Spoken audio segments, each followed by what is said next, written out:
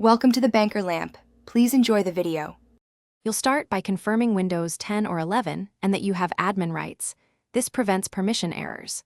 Once confirmed, close VLC and other players so file associations update cleanly. Now open Settings, go to Apps, then Default Apps. This is where Windows controls which program opens media files. Make sure you stay in the Default Apps pane. You'll change associations one file type at a time instead of reinstalling anything. You'll change file types to Windows Media Player one by one. First, find the file type list in Default Apps or use Choose Defaults by file type. For each extension like MP4, MP3, MKV, AVI, click the current app, VLC, and pick Windows Media Player. If Windows Media Player isn't listed, choose More Apps, then look for another app on this PC and navigate to WM Player, EXE, and Program Files. Once done, confirm the icon and open a sample file to verify playback.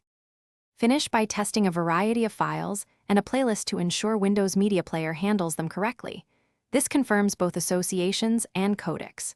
If one file still opens with VLC, return to Default Apps and reassign that specific extension.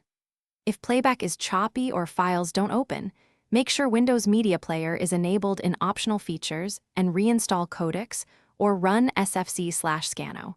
These steps repair missing components. If nothing helps, revert to VLC temporarily while you troubleshoot.